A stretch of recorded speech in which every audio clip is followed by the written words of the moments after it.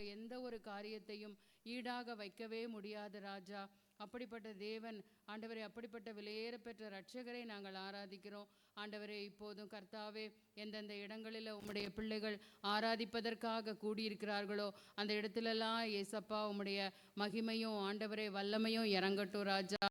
எத்தனை பேர் எத்தனையோ தேவையோடு வந்திருக்கிறாங்க சுவாமி. அந்த தேவைகளெல்லாம் சந்திக்கப்படணும் ஏசப்பா. எல்லாவற்றுக்கும் மேலாக இயேசுவே ஆண்டவரே, எங்கள் ரட்சிப்பு மிக மிக அவசியமாக இருக்குது சுவாமி. ஆண்டவரே, எங்கள் ரட்சிப்பை ஆண்டவரே சுவாமி நாங்கள் காத்துளவும் ரட்சிப்பில் நிலைச்சிருக்கவும் ஆண்டவரே அந்த ஆண்டவரே அந்த அந்த ஆண்டவரே அந்த பொக்கிஷத்தை காத்துக்கொள்ளவும் எங்களுக்கு நீர் கிருபை பாராட்டுங்கப்பா. நீரே பெரிய காரியங்களை செய்தருளும். இப்போதும் எங்களோட பேசும் ஏசப்பா. பாவியாக என்னை கழுவி சுத்திகரியும் ராஜா. ஆண்டவரே ஆண்டவரே, என்னை நீர் பொறுப்பெடுத்துக் கொள்ளுங்கப்பா. நீர் பேசுங்கப்பா ஆண்டவரே. இந்த நாட்கள் கிறிஸ்மஸ் நாட்கள் ஆண்டவரே, உம்மை நாங்கள் தியானிக்க எங்களுக்கு அதிகமான கிருபைகளை கொடுங்க. இயேசு கிறிஸ்துவின் நாமத்தில் கேட்டுக்கொள்கிறோம் பிதாவே, ஆமேன்.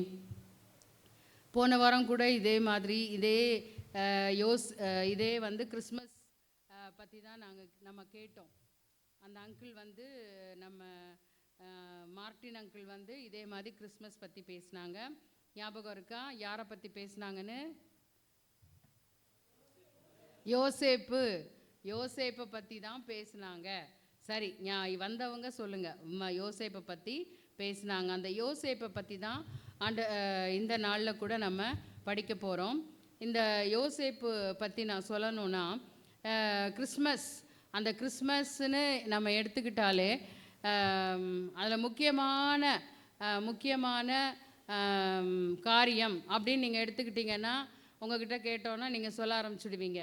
கிறிஸ்மஸ்னால் என்ன? சின்ன பிள்ளைங்களை கேட்டால் அவங்க ட்ரெஸ்ஸு, அப்புறம் வந்து டெக்கரேஷன், அப்புறம் வந்து கிஃப்ட்டு, அப்புறம் வந்து பிரியாணி, அதுக்கப்புறம் வந்து இப்படி தான் போகும். சின்ன பிள்ளைகளை கேட்டால் அவங்களுக்கெல்லாம் அதுதான் கிறிஸ்மஸ் இல்லையா? புது ட்ரெஸ்ஸு கிடைக்கும், அப்புறம் அதை போட்டுட்டு நாங்கள் நல்லா சாப்பிடுவோம் அப்படின்னு சொல்லுவாங்க. அப்புறம் பெரியவங்களை கேட்டால் என்ன சொல்லுவாங்க? பெரியவங்க கிட்ட கிறிஸ்மஸ் அப்படின்னு கேட்டால் என்ன சொல்லுவீங்க? அவங்களும் அதே பிரியாணி தான் சொல்கிறாங்க. அதாவது சின்ன பிள்ளைங்கள நான் சொன்னேன். சின்ன பிள்ளைங்க பிரியாணி, ட்ரெஸ்ஸு, பட்டாசு, அதுக்கப்புறம் இதெல்லாம் சொல்லுவாங்கன்னு சொன்னேன். பெரியவங்க கடவுளே நமக்காக இந்த உலகத்தில் பிறந்தார். கடவுளே நமக்காக இந்த உலகத்தில் பிறந்தார். அதை தான் நம்ம கிறிஸ்மஸாக என்ன பண்ணுறோம்? கொண்டாடுறோம். அப்போ எதுக்காக பிறந்தாரு? நம்மளுடைய பாவங்களை போக்குவதற்காக பிறந்தாரு. அதை நினைவு கூறுகிறோம். அவர் ஏற்கனவே பிறந்து 2000 வருஷத்துக்கு முன்னாடி அவர் பிறந்து, அவர் வளர்ந்து, அவர் வந்து என்ன செய்யணுமோ அந்த வேலையெல்லாம் செஞ்சு முடித்து எல்லாத்தையும் செஞ்சிட்டாரு. அந்த காரியத்தை நம்ம ஒவ்வொரு நாளும் ஒவ்வொரு வருஷமும் இந்த கிறிஸ்மஸ் நாளில் என்ன பண்ணுறோம்? நினைவு கூறுகிறோம். அதுதான் கிறிஸ்மஸ். சரியா? சின்ன ட்ரெஸ்ஸுன்னு கூடாது. என்ன சொல்லணும்? ஏசப்பா எனக்காக இந்த உலகத்துக்கு வந்த நாள், என்னுடைய பாவத்தை போக்குவதற்காக வந்த நாள் அப்படின்னு சொல்லி அழகா தெளிவாக நீங்கள் சொல்லணும். ஏசப்பா நமக்காக வந்தவர். சரி, இந்த ஏசப்பாவுடைய வாழ்க்கை, ஏசப்பா பிறக்கிறதுக்கு யாரெல்லாம் உதவியாக இருந்தாங்க? ஏசப்பா இந்த உலகத்தில் பிறக்கிறதுக்கு பைபிளில் இருக்குது, பைபிளில் கொடுத்துருக்குறாங்க. யாரெல்லாம் உதவியாக இருந்தது? மரியாள். ஏசப்பா பிறக்கிறதுக்கு சிலர் வந்து உதவி செய்தாங்க. சரியா? யாரெல்லாம் உதவி செஞ்சாங்க?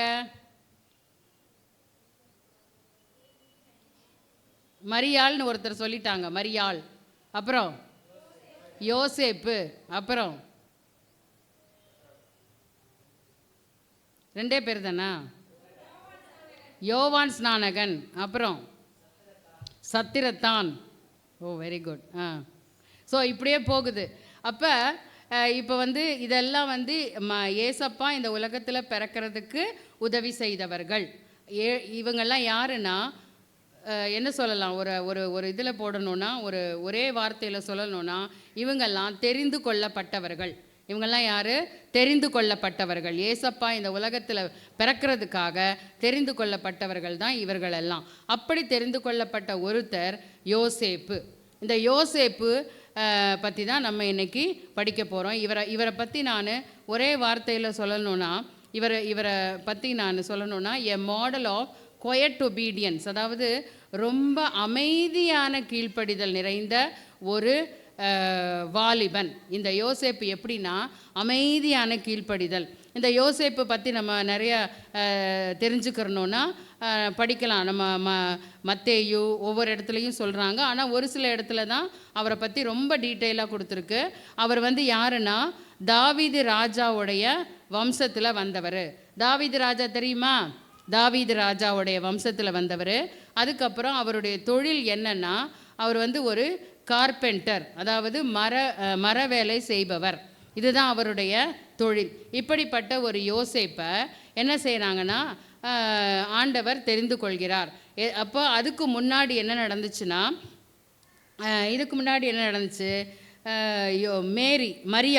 மரியாளை தெரிந்தெடுக்கிறார் ஆண்டவர். கிருபை பெற்றவளே நீர் வாழ்க அப்படின்னு சொல்லி அந்த வசனம் இருக்குது இல்லையா? எந்த இடத்துல இருக்குது தெரியுமா? எந்த இடத்துல இருக்கு? ஆண்டவர் மரியாளை அழைக்கும் தருணம். லூக்கா எழுதின சுவிசேஷம்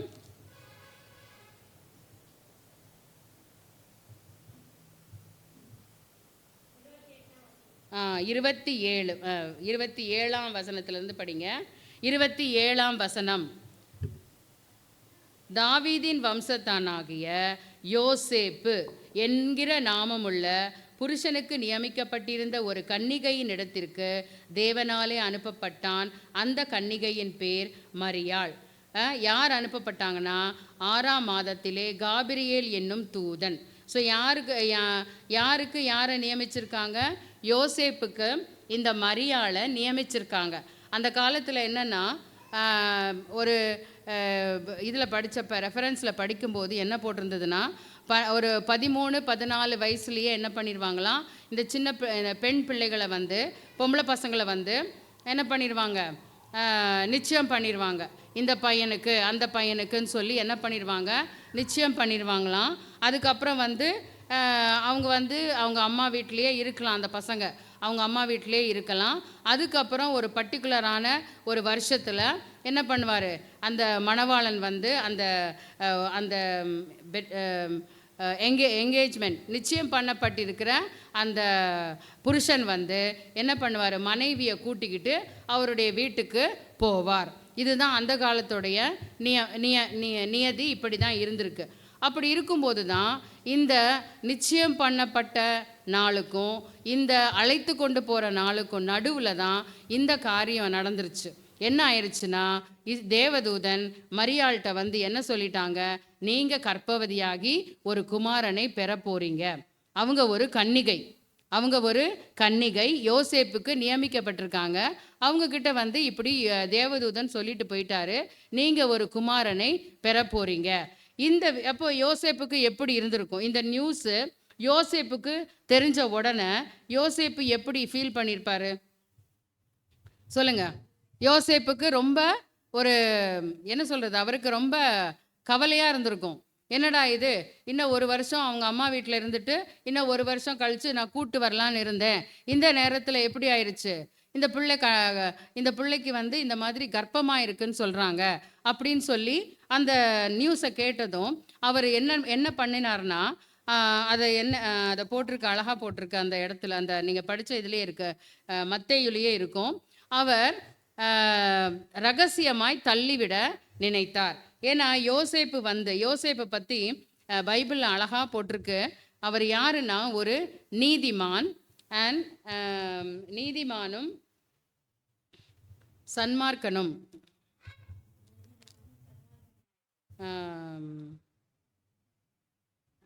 அது எதில் இருக்குன்னு தெரியல. மத்தேயுல நீதிமானாய் இருந்து தான் போட்டிருக்கு, நீதிமானாய் இருந்தான். அதோடு அவரை பற்றி என்ன போட்டிருக்குன்னா, அவர் ஒரு இங்கிலீஷில் ஒரு ஜஸ்ட் மேன். அவர் நீதிமானாக இருந்தார். அதே சமயத்தில் ஒரு ஜஸ்ட் மேன், அதாவது ரொம்ப ரொம்ப ஒரு மரியாதையுள்ளவராய் இருந்தவர். ஸோ அதனால் அவர் என்ன பண்ணார்னா, இந்த அம்மாவை இவர் வந்து நியாயப்பிரமாணம் எல்லாம் படித்தவர். ஏன்னா இவர் தாவீதோடைய வம்சத்தில் வந்தவர். அதனால இவருக்கு என்ன தெரியும்? நியாயப்பிரமாணம், மோசேயுடைய நியாயப்பிரமாணம் எல்லாம் நல்லா தெரியும். மோசேயுடைய நியாயப்பிரமாணத்தின்படி பார்த்தா இந்த பொண்ணு என்ன ஆயிடுச்சுன்னா, இந்த மாதிரி நிச்சயிக்கப்பட்ட பொண்ணு கர்ப்பமாக இருந்துச்சுன்னா என்ன ஆயிடும்னா, இவர் வந்து என்ன பண்ணிடணும், அதை ஒன்றும் பண்ண முடியாது, அவ்வளோதான். அவர் போய் ஒதுக்கி வச்சிடணும், சொல்லிடணும். அங்கே போய் இந்த மாதிரி நான் நியமிக்கப்பட்ட பொண்ணு இப்படி ஆயிடுச்சுங்க, அதனால் அவங்கள நான் ஒதுக்கி வைக்க தான் போகிறேன் அப்படின்னு சொல்லி அவர் வந்து செய்யணும். ஆனால் அவர் என்ன பண்ணினாருன்னு நம்ம போக போக படிக்கலாம். இதுக்கு முன்னாடி ஏன் வந்து தேவன் இந்த மரியாளுக்கு யோசேப்பை வந்து தெரிந்தெடுத்தார்? அதாவது யோசேப்பு மரியாளுக்கு யோசேப்பை கணவனாக ஏன் தெரிந்தெடுத்தார் அப்படின்னு சொல்லி எனக்கு ஒரு டவுட் வந்துச்சு.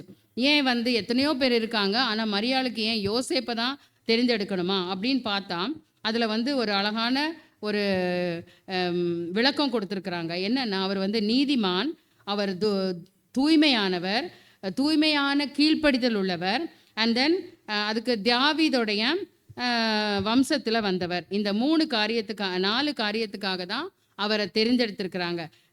அவர் நீதிமான், பரிசுத்தவான், கீழ்ப்படிதல் உள்ளவர், அண்ட் தென் தாவீதுடைய வம்சத்தான். அதோட இன்னொன்று என்ன போட்டிருக்குன்னா, அவருடைய கோல்கள், அதாவது ஆரோனுடைய கோல் துளிர்த்ததுன்னு நம்ம பழைய ஏற்பாட்டில் ஆரோனுடைய கோல் துளிர்த்ததுன்னு ஒரு இன்சிடெண்ட், ஒரு இன்சிடெண்ட்டை படிக்கிறோம்.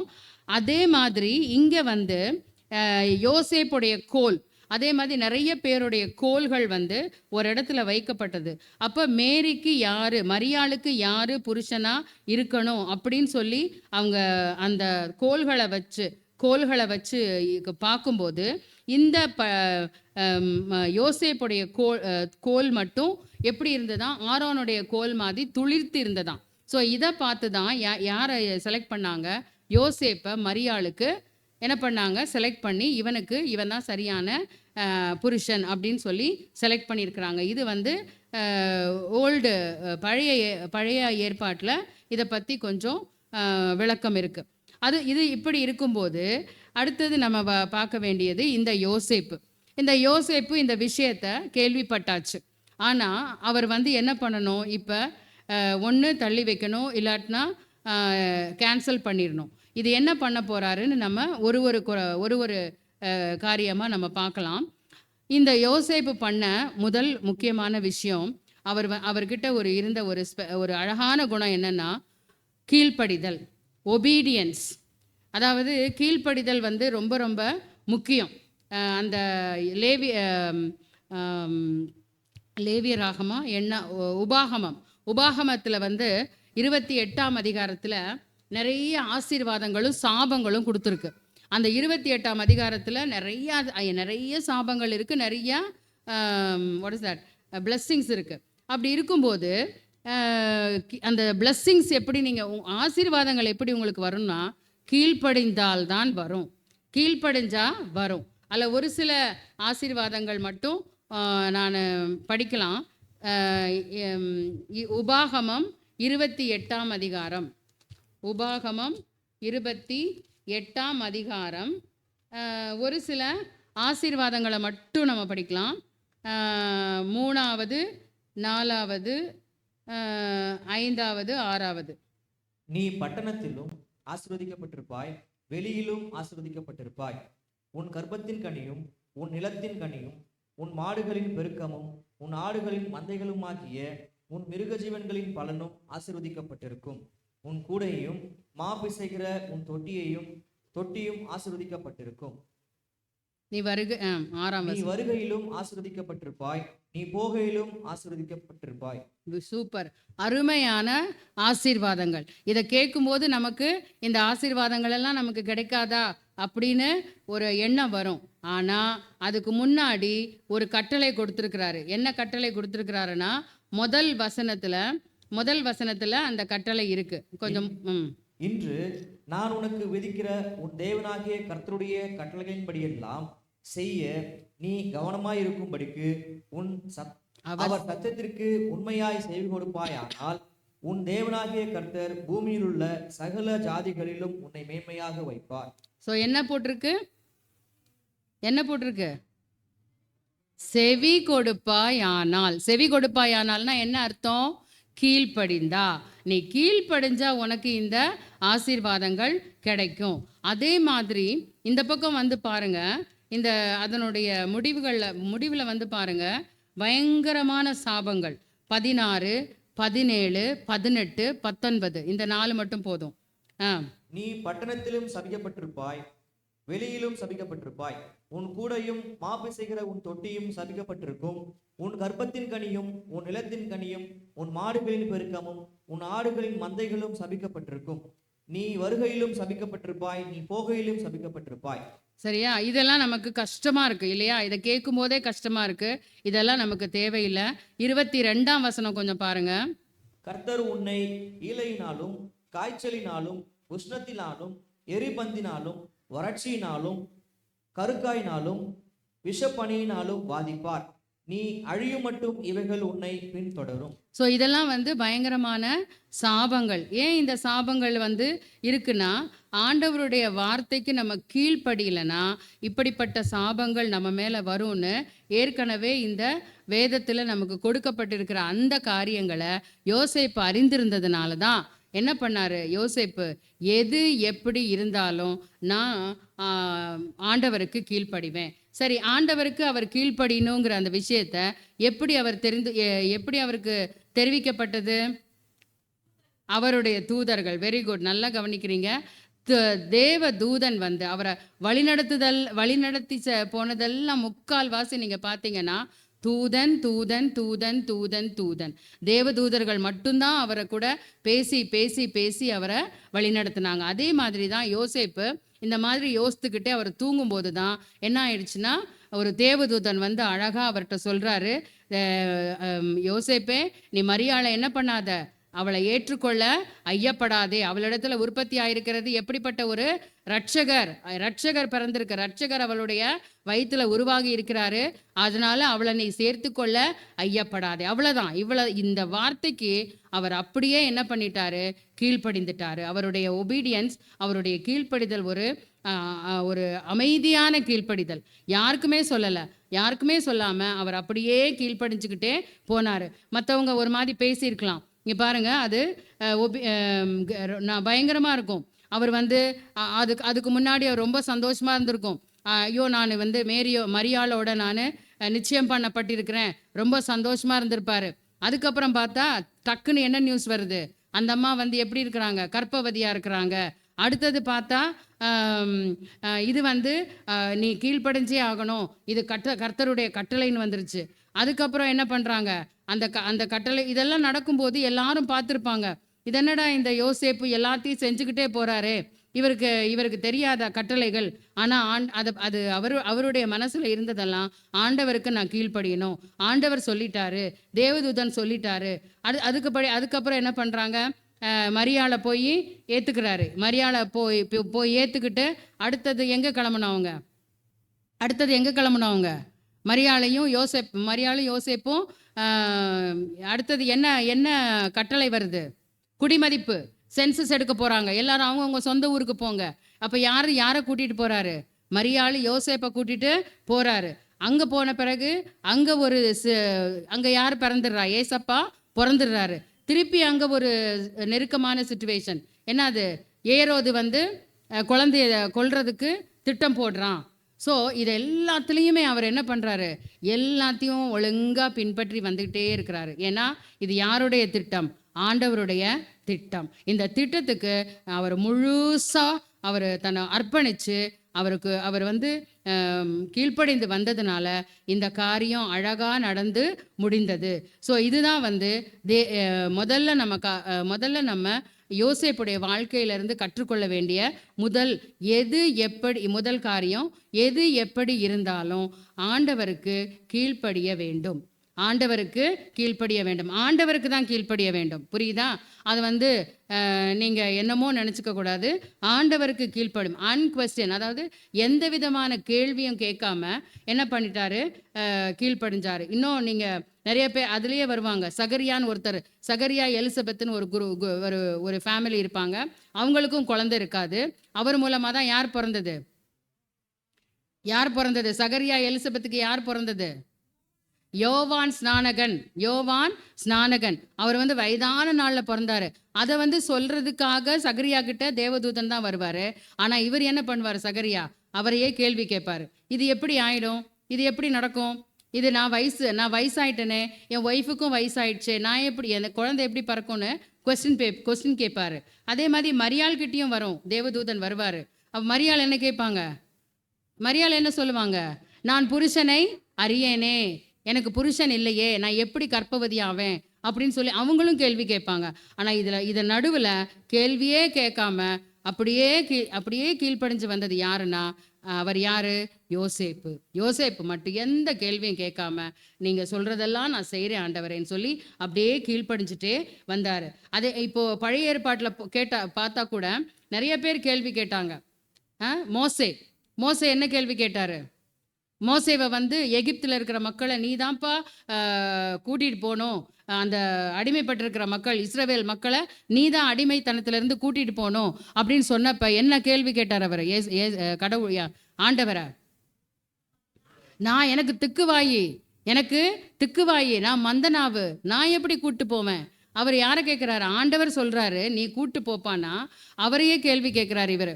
அப்போது அங்கே மோசே கிட்டத்தட்ட 4 தடவை என்ன பண்ணுறாரு? அவர் ஆண்டவரோட கேள்வி கேட்டு அதுக்கப்புறம் தான் அவர் கீழ்ப்படுகிறாரு. அதே மாதிரி எரேமியா தீர்க்கதரிசி, அவர்கிட்ட ஒரு ஆண்டவர் ஒரு காரியத்தை ஒப்பு கொடுக்கும்போது அவர் என்ன சொல்கிறாரு?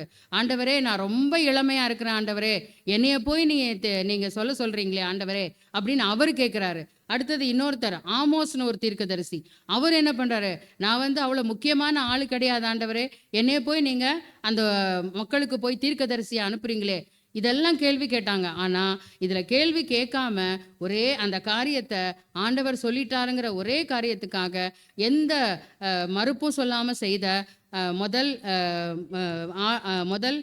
நபர் நம்ம யோசேப்பு. ஸோ இதுதான் அவருடைய முதல் அழகான குணம். அதாவது எது எப்படி இருந்தாலும் நான் ஆண்டவருக்கு கீழ்ப்படிவேன். இது முதலாவது காரியம் நம்ம கற்றுக்கொள்ள வேண்டியது. எப்படி இருந்தாலும் பரவாயில்ல, சூழ்நிலை எப்படி இருந்தாலும் பரவாயில்ல, தலைகீழாக இருந்தாலும் பரவாயில்ல, ஆண்டவர் எல்லாத்தையும் மாற்ற அவரால் முடியும்னு சொல்லி அவர் அப்படியே போய்கிட்டே இருந்தார். ரெண்டாவது, அவருடைய கீழ்ப்படிதல் எப்படி இருந்ததுன்னா, ரொம்ப ஈஸியாக இல்லை, ரொம்ப ஈஸியாக கிடையாது, ரொம்ப கஷ்டம், ரொம்ப பெயின் என்னன்னு சொல்ல, வலி மிகுந்த ஒரு சூழ்நிலையில் அவர் கீழ்ப்படிந்தார். ரொம்ப வலி மிகுந்த சூழ்நிலை. அது எப்படின்னா, யோசேப்பு நீதிமான். அவர் எல்லாருக்கும் தெரியும் நீதிமான். யோசேப்புனா யாரு?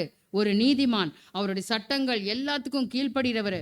அதுக்கப்புறம் மோசையுடைய கீழ்ப்படிதல் படி, மோசையுடைய கட்டளைப்படி இவர் என்ன பண்ணியிருக்கணும்? அந்த பொண்ணை அவர் தள்ளி விட்டுருக்கணும். எல்லாரும் சொல்கிறாங்க, ஊரே பேசுது, என்ன இவர் பாட்டுக்கு போயிட்டே இருக்கிறாரே, இவர் கட்டளையெல்லாம் படிச்சிருக்கிறாரா, கட்டளையெல்லாம் கேள்விப்பட்டிருக்கிறாரா இல்லையா, அந்த மாதிரி எல்லாரும் பேசுகிறாங்க. ரொம்ப வலி, எல்லாரும் பேசுகிறாங்க, ஊரெல்லாம் பேசுகிறாங்க அவரை பற்றி. ஆனால் அதை பற்றி அவர் என்ன பண்ணலை, கேர் பண்ணலை. அவர் அதை ஒரு பொருட்டாக எடுத்துக்காம அவர் ரைச்சஸ் மேன். நான் சொன்ன மாதிரி ஏற்கனவே நியாயம், நேர்மை, பகுத்தறிவு, பரந்த மனம், அதுக்கு மேலே பெண்களிடம் அதிக அக்கறையுள்ளவர். அவரை பற்றி படித்து பார்த்ததில் இது ஒரு காரியம். அவர் எப்படிப்பட்டவர்னா, நியாயத்தையும் நேர்மையும், அவர் நீதிமானாக இருந்தார். நீதிமான்னா எல்லாம் அந்த நீதிமான் அப்படின்னு சொன்னால் யாரை சொல்லுவாங்கன்னா, அந்த மோசையுடைய கற்பனைகள், அந்த நியாயப்பிரமாணங்கள் எல்லாத்தையும் அப்படியே கட்டளை அப்படியே, அதாவது அந்த சதுசேயர் பரிசேயர் அந்த வேலையை தான் செஞ்சாங்க. எதுக்கெடுத்தாலும் ஆண்டவரை குற்றம்னு சொல்லிக்கிட்டே இருந்தாங்க. அதுதான் அவங்க பக்தி. அதே மாதிரி நீதிமான்னா அவங்க தான் நீதிமான்கள். அப்படியே அவங்க போவாங்க, தெருவில் போவாங்க. அதெல்லாம் நான் மத்தேயுல இருக்கு, படித்து பாருங்கள். அதே மாதிரி தான் நீதிமான்.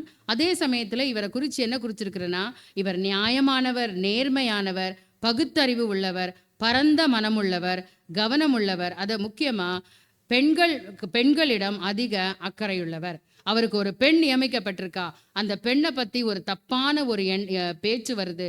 என்னடா இது, கல்யாணம் நிச்சயம் பண்ணுறதுக்கு நிச்சயம் பண்ணி கொஞ்ச நாள்லயே அந்த அம்மா கர்ப்பமாயிட்டாங்க. ஆனால் என்ன பண்ணுறாங்க, அவர் அதில் உறுதியாக இருந்ததுனால அது ஒரு, அதாவது எப்படிப்பட்ட வலிமிகுந்த சூழ்நிலைகள் இருந்தாலும் அவர் என்ன பண்ணார், கீழ்ப்படிதலை விட்டு வெளியே வரவே இல்லை. ஐயோ எனக்கு கஷ்டமாக இருக்குது, ஐயோ எனக்கு வலிக்குது, இதை என்னால் தாங்க முடியாது, இந்த பேச்சை என்னால் தாங்க முடியாது, என்னால் முடியாது அப்படின்னு சொல்லி அவர் ஓடி போகலை, அதில் உறுதியாக இருந்தார். மத்தேயு 1:20 என்ன போட்டிருக்கு பாருங்க. அது அவன் இப்படி சிந்தித்துக் கொண்டிருக்கையில் கர்த்தருடைய தூதன் சொப்பனத்தில் அவனுக்கு காணப்பட்டு, தாவீதின் குமாரனாகிய யோசேப்பே, உன் மனைவியாகிய மரியாளை சேர்த்து கொள்ள ஐயப்படாதே, அவளிடத்தில் உற்பத்தியாயிருக்கிறது பரிசுத்த ஆவியினால் உண்டானது. இதுதான் அவருக்கு கிடைச்ச ஒரே க்ளூ, அதுவும் தேவதூதன் மூலமா கிடைச்ச ஒரே க்ளூ. இந்த எச்சரிக்கையை மட்டும் அவர் எடுத்துக்கிட்டாரு, அதுபடியே போறாரு. அவர் பெரிய ஒரு ரட்சகருக்கு தகப்பனாய், ரட்சகருக்கு ஒரு புகலிடமாக இருந்தார். அதுக்கப்புறம் இப்போ இருக்கிற கிறிஸ்தவர்கள், அதாவது நம்ம இப்போ அதாவது யோசேப்பு இந்த கஷ்டமான சூழ்நிலையில், வலிமிகுந்த சூழ்நிலையில் அதை எப்படி அந்த காரியத்தை செய்து முடிக்கணும் அப்படிங்கிறதுல ரொம்ப தெளிவாக இருந்தார், கரெக்டாக இருந்தார். ஆனால் இப்போ இருக்கிற கிறிஸ்தவர்கள் என்ன சொல்கிறாங்கன்னா, ஆண்டவர் ஏதாவது செய்யணும் அப்படின்னு என்னை சொன்னாருன்னா அது எப்படி இருக்கணும்னா ஈஸியாக இருக்கணும், அப்போ நான் செய்வேன். ஆண்டவர் என்னை செய்ய சொன்னார்னா நான் செய்வேன், ஆனால் அது எப்படி இருக்கணும், எனக்கு ஈஸியாக இருக்கணும், அப்போ நான் செய்வேன். அதுதான் எல்லாருமே இப்போ இருக்கிற கிறிஸ்தவர்கள் விரும்புகிறாங்க. ஆனால் யோசேப்புடைய வாழ்க்கையில் பார்த்தீங்கன்னா எதுவுமே எளிதாக ஈஸியாக கஷ்டமில்லாமல் கிடைக்கவே இல்லை. ஆனாலும் அவருடைய தீர்மானத்தை விட்டு, அந்த கீழ்ப்படியணும் அப்படிங்கிற அந்த தீர்மானத்தை விட்டு கொஞ்சம் கூட மாறாதவராய் முன்னேறி போய்கொண்டே இருந்தார். இதுதான் அவருடைய அழகான ரெண்டாவது குணம். அடுத்தபடியாக யோசேப்புக்கு இருந்த அடுத்த குணாதிசயத்தை பார்த்தீங்கன்னா, அவர் இப்போ இந்த மாதிரி ஒரு சூழ்நிலை வந்துருச்சுன்னா முதல் காரியம் நம்ம என்ன பண்ணிடுவோம், பயந்துருவோம். ஆனால் அந்த பயம் வந்தது என்ன பண்ணுவோம், ஐயோ இதுக்கு கீழ்ப்படியலாமா வேணாமா, பயமாக இருக்கே, இப்படி செஞ்சால் எப்படி ஆகும், இதை செய்யலாமா இதை செய்யக்கூடாதா, பயம் வருதே அப்படின்னு சொல்லி அந்த பயம் எல்லாம் அவரை போட்டு கலக்கிட்டு இருக்கிற போது தான் அந்த வசனத்தில் முதல் வார்த்தை என்னது, பயப்படாதே, உன் மனைவியாகிய மரியாளை சேர்த்து கொள்ள ஐயப்படாதே. அதுக்கு முன்னாடி பயப்படாதே. ஏன்னா மரியாளுடைய கற்பம் அவனுக்கு ரொம்ப ரொம்ப பயத்தை கொடுத்துருச்சு. இதனால என்னென்ன சூழ்நிலைகள் வருமோ, என்னென்ன காரியத்தெல்லாம் நான் எனக்கு எதிராக எடுத்துட்டு வருவாங்களோ அப்படின்னு சொல்லி அவருக்கு ரொம்ப பயம் இருந்துச்சு. ஆனால் அதை பற்றியெல்லாம் அவர் பயப்படாமல் அந்த பயம் மத்தியில் கூட அந்த கீழ்ப்படிதலில் அவர் உறுதியாக இருந்தார். இப்போ நம்ம அந்த மாதிரி அந்த கீழ்ப்படிதல் நமக்கு இருக்கும்போது பயத்தெல்லாம் நம்ம என்ன பண்ணவே மாட்டோம், ஒரு பொருட்டாக நம்ம நினைக்கவே மாட்டோம், பயப்படவே மாட்டோம்.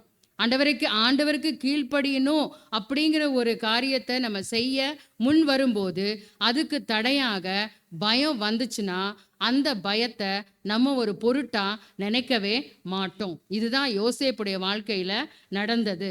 அப்போ நம்ம ஆண்டவரோட நெருங்கி வரும்போது என்ன ஆகுதுன்னா, ஆண்டவர் நிறைய சூழ்நிலைகளை உருவாக்கி கொடுக்குறாரு.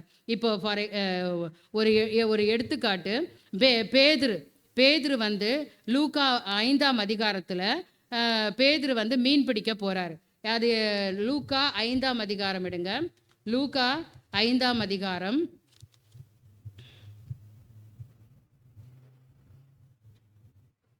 அதுல என்ன போட்டிருக்குன்னா, முதலா ஆண்டவரும் இயேசுவும் சந்திக்கிற ஒரு இடம். அதுல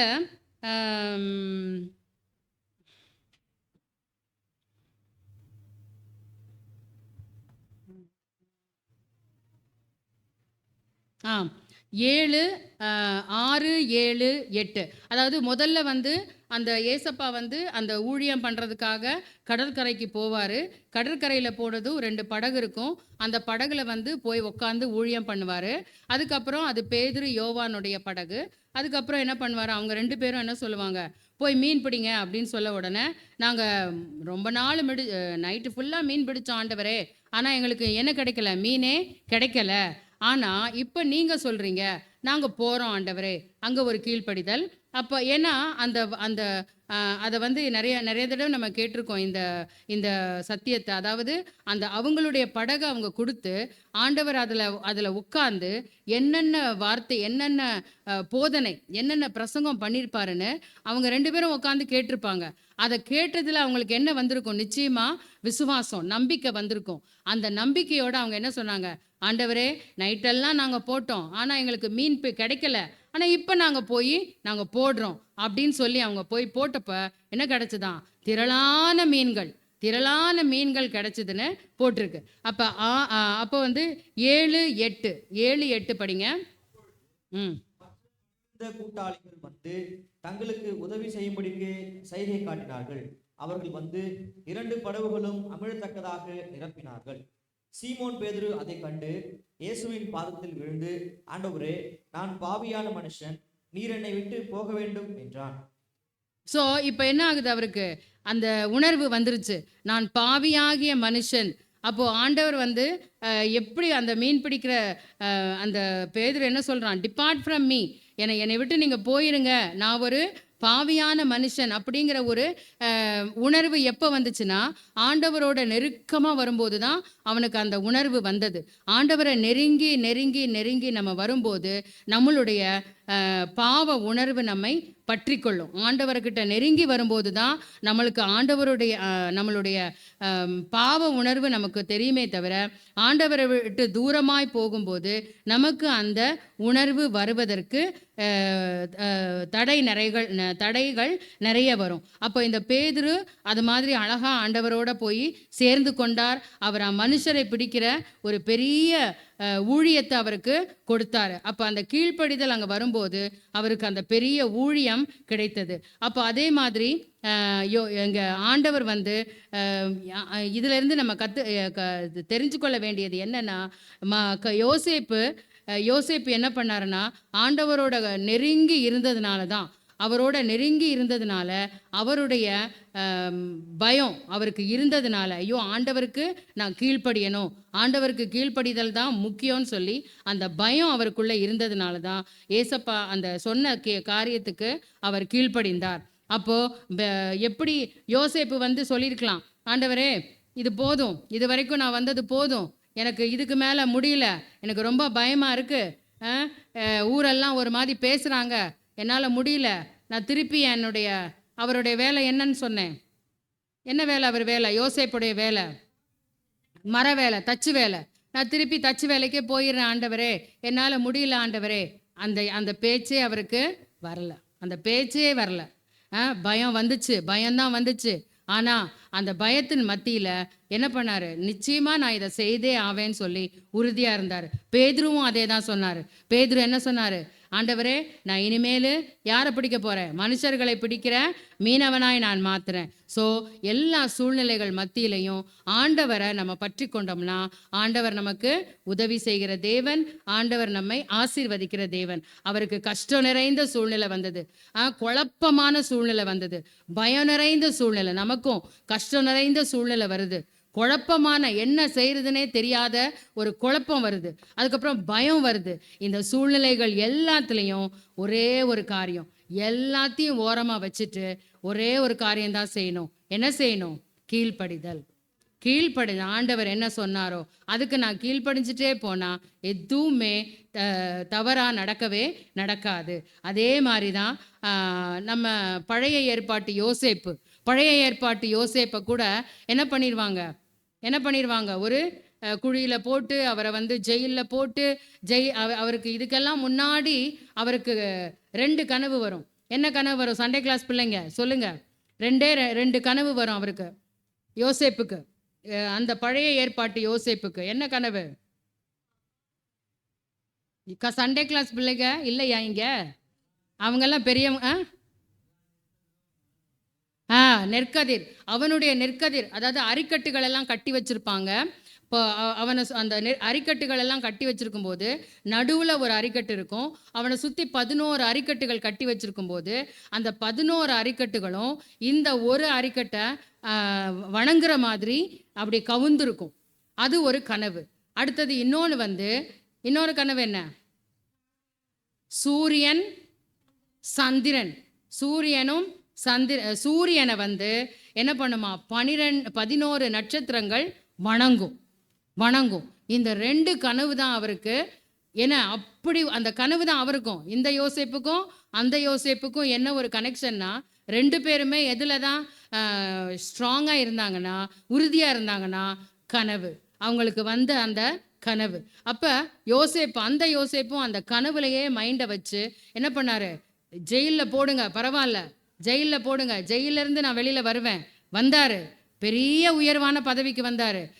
அந்த முழு எகிப்துக்கும் இஸ்ரவேல் மக்களுக்கும் அவர் தான் என்ன கொடுத்தாரு? சாப்பாடே ப்ரொவைட் பண்ணார். சாப்பாடு கொடுக்குற ஒரு பெரிய உயர்வான இடத்துக்கு வர முடிஞ்சது அந்த யோசேப்பு. அவரும் அந்த கனவுல தான் தொடப்பட்டார். அதே மாதிரி இந்த நம்மளுடைய யோசேப்பும் அதே மாதிரி விசுவாசித்து என்ன சூழ்நிலைகள் வந்தாலும் அந்த நோக்கத்தை விட்டு நான் வெளியே போகவே மாட்டேன்னு சொல்லி, இதை தான் நம்ம இந்த காரியத்தில் 3ஆவதாக நம்ம கற்றுக்கொள்ள வேண்டிய காரியம்.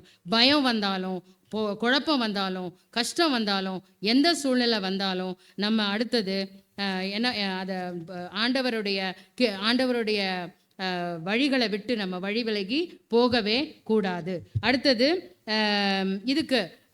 அடுத்தது கீழ்ப்படியும் போது அடுத்த ஒரு காரியம், 4ஆவது காரியம் என்னன்னா, கீழ்ப்படுகிறதுக்கு நீங்கள் என்ன செலுத்தணும்? கிரயம் செலுத்த வேண்டும்.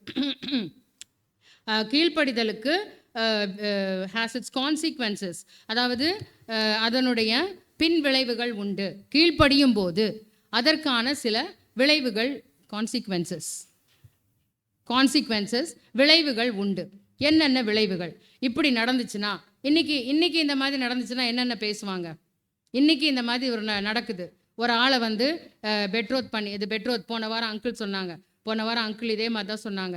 என்ன, ஒரு கிராமம், அது ஒரு கிராமம் தான், அதில் ஒரு 100 குடும்பம் தான் இருக்கும். அந்த 100 குடும்பத்தில் ஒரு பொண்ணை பெட்ரோத் நிச்சயம் பண்ணியிருந்தான்னா ஊருக்கே தெரிஞ்சிருக்கும். அந்த பொண்ணுக்கு கர்ப்பமாயிருச்சுன்னா அதுவும் ஊருக்கே தெரிஞ்சிருக்கும் அப்படின்னு தான் அவங்க சொல்லியிருந்தாங்க போன வாரம். அப்போ அதே மாதிரி தான் என்ன இருக்கும், எல்லாருக்கும் தெரிஞ்சிருக்கும். அப்போ என்ன ஆகணும்?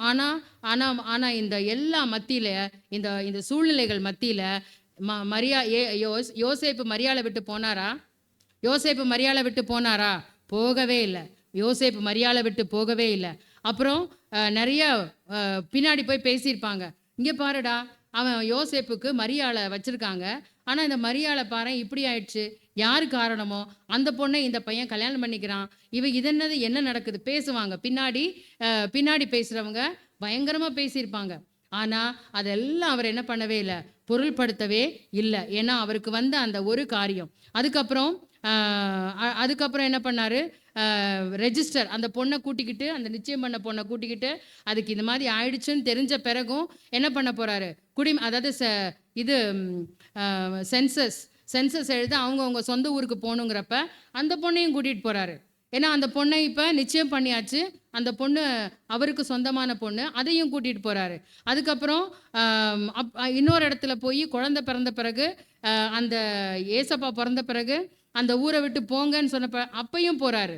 எல்லா இடத்துலையும் ஒரு கேள்வி கேட்காம போய்கிட்டே இருக்கிறாரு. எந்த வசதியும் இல்லை. நான் இருந்தால் ஐயோ இதை விட்டுட்டு எப்பா எனக்கு நீயும் வேணாம், உன் பிரச்சனையும் வேணாம், எதுவுமே வேணான்னு சொல்லி நிறைய பேர் என்ன பண்ணியிருப்பாங்க, திரும்பி பார்த்து போயிருப்பாங்க. ஆனால் யோசேப்பு அப்படி நடக்கவே இல்லை. அழகா ஆண்டவர் அவரை வழி நடத்திட்டே போனார். அது கடைசியில் அந்த எல்லா விளைவுகளையும் அவர் ஏற்றுக்கொண்டார். எல்லா விதமான சூழ்நிலைகளையும் அவர் ஏற்றுக்கொண்டதுனால தான் அவருக்கு என்ன கிடைச்சது? உலக இரட்சகரை அவர் மூலமாக, அவருடைய அவர் நிச்சயிக்கப்பட்ட பெண்ணின் மூலமாக உலக இரட்சகரை பெற்றெடுக்கிற ஒரு பெரிய சந்தோஷம் அவருக்கு கிடைச்சது. இதுதான் ஆண்டவர் கொடுக்குற சந்தோஷம். இதுல இருந்து நம்ம நிறைய கத்துக்க வேண்டியது இருக்கு. யோசேப்புடைய வாழ்க்கையில பயங்கரமான எவ்வளவு சூழ்நிலைகள் வந்தாலும் அவர் அந்த அந்த முன்னால வச்ச காலை பின்னாடி எடுக்கவே இல்லை. அவர் வந்து அதுக்கப்புறம் யோசேப்பு வந்து மரியாளை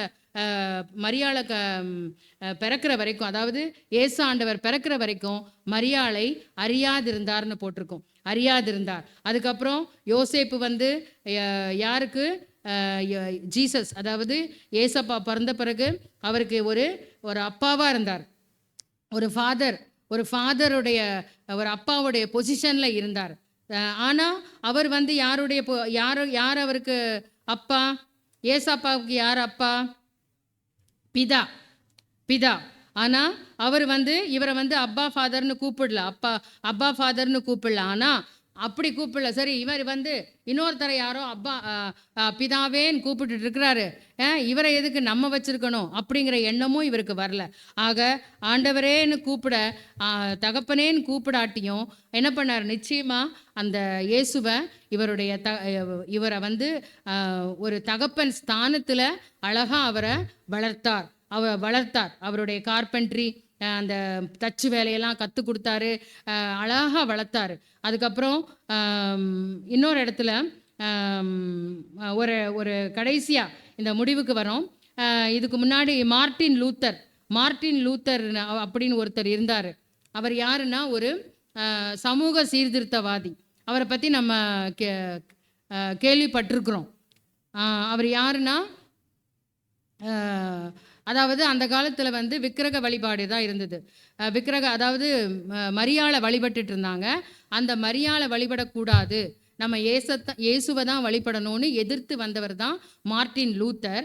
அப்படி அவர் வந்தப்ப அவர் வந்து அவர் ஆக்சுவலாக அவங்க அப்பா வந்து அவரை படிக்க வைக்கணும், வக்கீலுக்கு படிக்க வைக்கணும், அவரை நல்ல பெரிய வக்கீலாக மாற்றணும், இப்படியெல்லாம் நினச்சிட்டு இருந்தாராம்.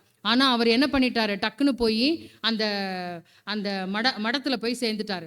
மார்ட்டின் லூத்தர் போய் அந்த மடத்தில் சேர்ந்துட்டார். மடத்தில் சேர்ந்ததும் இவருக்கு பயங்கரமான கஷ்டம். என்னடா இவர் மடத்தில் போய் சேர்ந்துட்டாரு, அந்த மடத்தில் இருக்கிறவங்கெல்லாம் சுத்த சோம்பேறிங்க, ஒன்றுமே செய்ய மாட்டாங்க அப்படின்னு எல்லாம் வந்து அவருக்கு ஒரு யோசனை இருந்தது.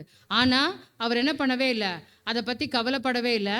ஆனால் அவர் அதுக்கப்புறம் கடைசியாக என்ன பண்ணுவாராம், வெளியில் வந்துடுவார் மார்ட்டின் லூத்தர். அதுக்கப்புறம் தான் ப்ரொட்டஸ்ட் பண்ணி இந்த ப்ரொட்டஸ்டன்ட்னு வந்ததே அவரால் தான், மார்ட்டின் லூத்தர். அதாவது ப்ரொட்டஸ்ட்னா எதிர்த்து, இந்த மாதிரி விக்கிரக வழிபாடு, சிலை வழிபாடு இதெல்லாம் இருக்கக்கூடாது அப்படின்னு சொல்லி வெளியில் வந்து அதுக்கப்புறம் திருப்பி அந்த தகப்பனோட சேர்ந்து அதுக்கப்புறம் அந்த வேலையெல்லாம் செஞ்சு அவர் திருமணமும் செஞ்சு தகப்பனோட இருந்தாருன்னு சொல்லி அவருடைய வாழ்க்கை சரித்திரத்தில் போடப்பட்டிருக்கு. அப்போது அந்த மார்ட்டின் லூத்தர் அந்த இடத்துல அந்த தகப்பனுடைய முக்கியத்துவத்தை அவர் அறிந்து அந்த இடத்துல அவர் அதை பற்றி அவருடைய புக்கில் எழுதியிருக்கிறாரு.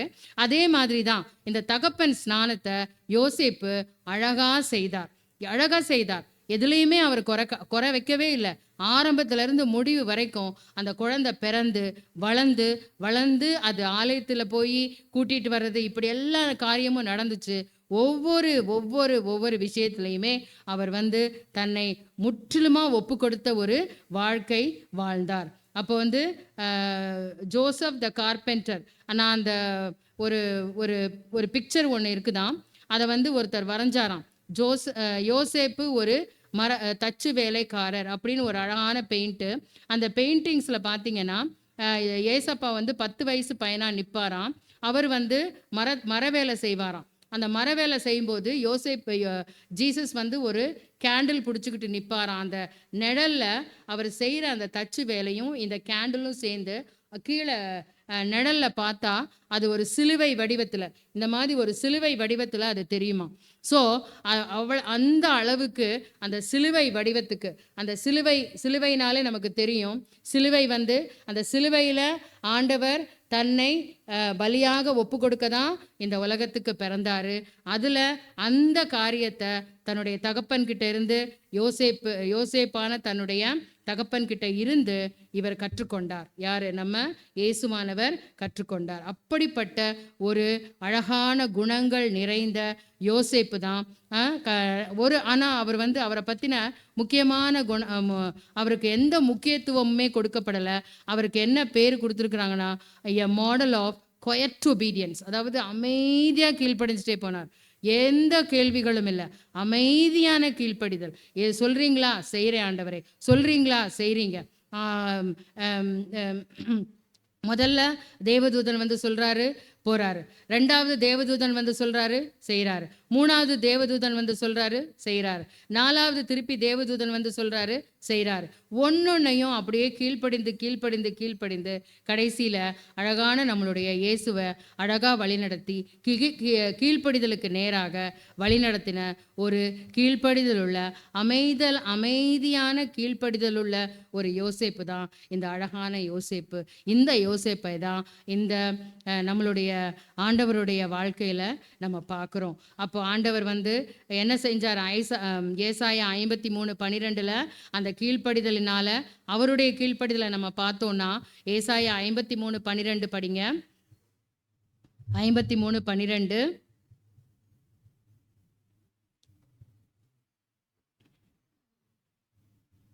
அவர் தம்முடைய ஆத்துமாவை மரணத்தில் ஊற்றி அக்கிரமக்காரரில் ஒருவராக எண்ணப்பட்டு அநேகருடைய பாவத்தை தாமே சுமந்து அக்கிரமக்காரருக்காக வேண்டிக் கொண்டது நிமித்தம் அநேகரை அவருக்கு பங்காக கொடுப்பேன், பலவான்களை அவர் தமக்கு பங்கிட்டுக் கொள்வார். ஆமா, இதே தான் ஆண்டவர் செய்தார். என்ன செய்தார் பாருங்க, நம்ம இயேசு ஆண்டவர் அவருடைய ஆத்துமாவை மரணத்துல ஊற்றினாரு. அவரை அக்கிரமக்காரரில் ஒருவராக எண்ணப்பட்டாரு. அப்புறம் அநேகருடைய பாவத்தை சுமந்தாரு, அக்கிரமக்காரருக்காக வேண்டுதல் செய்தார். இந்த காரியத்தெல்லாம் அவர் செய்ததுனால தான் அவர் அவ்வளோ பெரிய என்ன சொல்றது, ரட்சிப்பு. அந்த ரட்சிப்புக்கு விலை மதிப்பே கிடையாது, யாரும் விலை கொடுக்கவே முடியாது. அப்படிப்பட்ட ரட்சிப்பை நமக்காக ஆண்டவர் அந்த சிலுவையில நமக்கு சம்பாதித்து கொடுத்தார். இந்த ஆண்டவருடைய ரட்சிப்பு நமக்கு கிடைக்கிறதுக்கு யோசேப்பை ஒரு கருவியாக உபயோகப்படுத்த தேவன் திட்டம் கொண்ட அந்த தேவனுக்கு நாம் அதிகமாக நன்றி சொல்ல வேணும். இந்த யோசேப்பினுடைய காரியத்தில் நாம் கற்றுக்கொண்ட காரியங்களை நம்மளுடைய வாழ்க்கையில் நம்ம கடைபிடிச்சோமானால் நாமும் ஆண்டவருடைய திட்டத்தில் ஒரு சிறந்த கருவியாக நம்மையும் ஆண்டவர் எடுத்து உபயோகப்படுத்துவார். தேவனுக்கே மகிமை உண்டாவதாக. ஜெபிக்கலாம். அன்புள்ள ஏசப்பா தேவனே, உம்முடைய திட்டத்தில் ஆண்டவரே எத்தனையோ பேரை நீர் உபயோகப்படுத்தினீரப்பா. மேய்ப்பர்கள் கீழ்ப்படிந்தாங்க, ஞான சாஸ்திரிகள் கீழ்ப்படிந்தாங்க, யோசேப்பு கீழ்ப்படிந்தாரு, மரியாளு கீழ்ப்படிந்தாங்க. ஆண்டவரே ஏசப்பா எல்லா சூழ்நிலைகளிலும் கீழ்ப்படிந்தாங்க. ஏசப்பா இயேசுவே, அந்த கீழ்ப்படிதலை எனக்கு தாங்கப்பா, எங்களுக்கு தாங்கப்பா. ஆண்டவரே, உம்முடைய ரட்சிப்பின் ஆண்டவரே திட்டத்தில் நாங்களும் ஒரு கருவியாக, நாங்களும் ஆண்டவரே மற்றவர்களுக்கு உம்மை அறிவிக்கிற கருவிகளாக உபயோகப்படுத்தப்பட இந்த கீழ்ப்படிதல் எங்களுக்கு எவ்வளவு அவசியமா இருக்கு சுவாமி. ஆண்டவரே, யோசேப்பு எவ்வளவு ஆண்டவரே எதிர்ப்பு, கஷ்டம், வலிகள் வந்தாலும் எதையும் ஆண்டவரே தன்னை திசை திருப்பாதபடிக்கு ஒரே நோக்கத்தோடு இருந்ததை போல ஆண்டவரே எங்களுக்கு நீர் உதவி செய்யும் அப்பா, உதவி செய்யும் சுவாமி. எங்களை மன்னியும், எங்களுக்கு உதவி செய்யுங்க தகப்பனே. நீரே எங்களோடு கூட தங்கிருங்க. நடக்க இருக்கிற எல்லா ஊழியங்களையும் இந்த மாதத்தில் எங்களுக்கு ஆசீர்வாதமாக்கி கொடுங்க ஆண்டவரே. நீரே வழி நடத்துங்க, காத்துக்கொள்ளுங்க. எல்லாவற்றையும் இயேசு கிறிஸ்துவின் நாமத்தில் கேட்டுக்கொள்கிறோம் பிதாவே, ஆமீன்.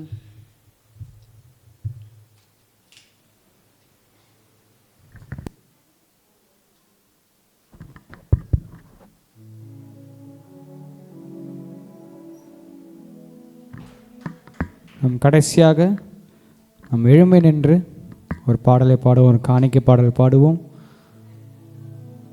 நீங்களும் தேவனுக்கென்று காணிக்கைகள் செலுத்தலாம்.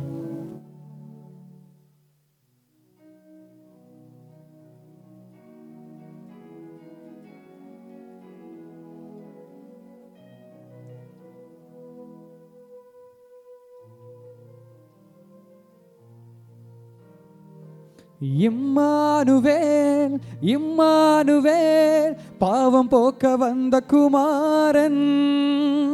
இம்மானுவேல் இம்மானுவேல் சாபம் தீர்க்க வந்த குமாரன். இம்மானுவேல் இம்மானுவேல் பாவம் போக்க வந்த குமாரன். இம்மானுவேல் இம்மானுவேல் சாபம் தீர்க்க வந்த குமாரன். எல்லாம் சேர்ந்து சொல்லுவோமா? இம்மானுவேல் இம்மானுவேல் பாவம் போக்க வந்த குமாரன். இம்மானுவேல் இம்மானுவேல் சாபம் தீர்க்க வந்த குமாரன். பிறந்தார் பெத்லகேமில் இயேசு பாலகனாக, துறந்தார் மகிமையை இயேசு மானிடர்க்காக.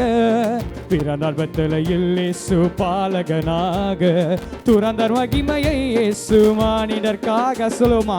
பிறந்தார் பெத்லகேமில் இயேசு பாலகனாக, துறந்தார் மகிமையை இயேசு மானிடர்க்காக. பிறந்தார் பெத்லகேமில் இயேசு மானிடர்க்காக, துறந்தார் மகிமையை இயேசு மானிடர்க்காக. மன்னோர் விண்ணோர் யாவருமே போற்றி போற்றி வாழ்த்துவோமே இயேசுவையே பாடி பாடி. மன்னோர் விண்ணோர் யாவருமே போற்றி போற்றி வாழ்த்துவோமே இயேசுவையே பாடி. சொல்ல மன்னோர் விண்ணோர் யாவருமே போற்றி போற்றி வாழ்த்துவோமே இயேசுவையே பாடி பாடி. மன்னோர் விண்ணோர் யாவருமே போற்றி போற்றி வாழ்த்துவோமே இயேசுவையே பாடி. இம்மானுவேல் இம்மானுவேல் பாவம் போக்க வந்த குமாரன். இம்மானுவேல் இம்மானுவேல் சாபம் தீர்க்க வந்த குமாரன்.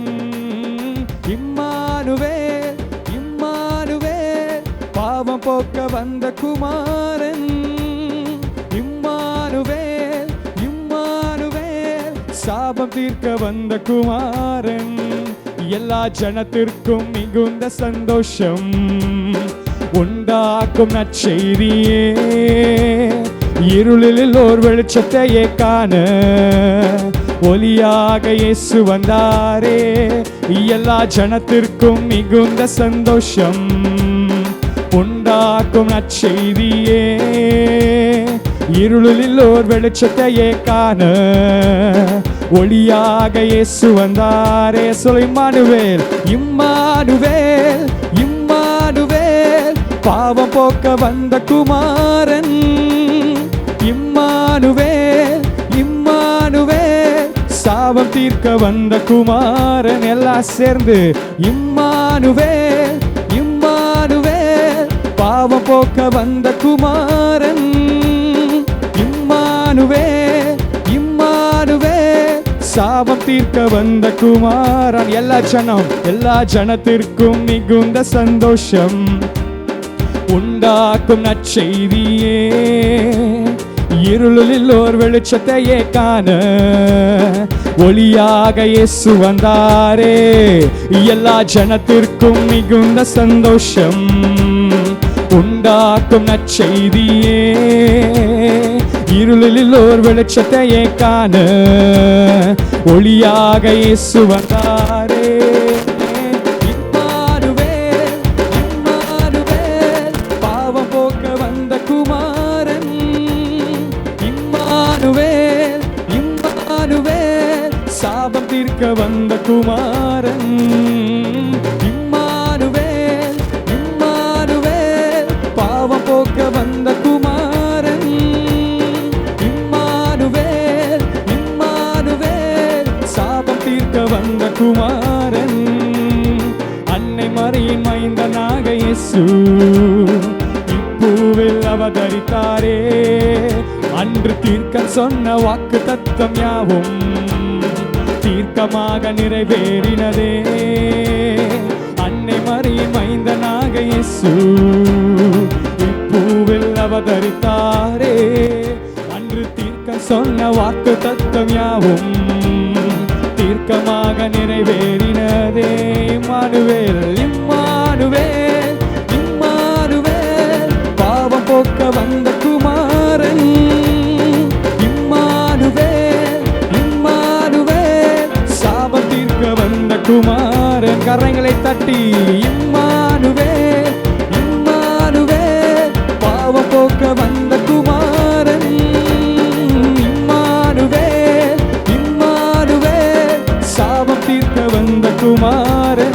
பிறந்தார். பிறந்த பெத்தலையில் இயேசு பாலகனாக, துறந்த மகிமையை இயேசு மானிடர்க்காக. பிறந்த பெத்தலையில் இயேசு பாலகனாக, துறந்த மகிமையை இயேசு மானிடர்க்காக. மன்னோர் விண்ணோர் யாவருமே போற்றி போற்றி வாழ்த்துவோமே இயேசுவையே பாடி பாடி. மன்னோர் விண்ணோர் யாவருமே போற்றி போற்றி வாழ்த்துவோமே இயேசுவையே பாடி. சொல்ல மன்னோர் விண்ணோர் யாவருமே போற்றி போற்றி வாழ்த்துவோமே இயேசுவையே பாடி பாடி. மன்னோர் விண்ணோர் யாவருமே போற்றி போற்றி வாழ்த்துவோமே இயேசுவையே பாடி. இம்மானுவேல் இம்மானுவேல் பாவம் போக்க வந்த குமாரன்.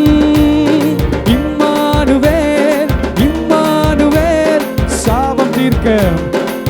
S lord Emmanuel Emmanuel Emmanuel பாவம் போக்க வந்த குமாரன். இம்மானுவேல் இம்மானுவேல் சாபம் தீர்க்க வந்த குமாரன். கடைசியா ஒரே முறை இம்மானுவேல் இம்மானுவேல் பாவம் போக்க வந்த குமாரன். இம்மானுவேல் இம்மானுவேல் சாபம் தீர்க்க வந்த குமாரன். ஜெபிக்கலாம்.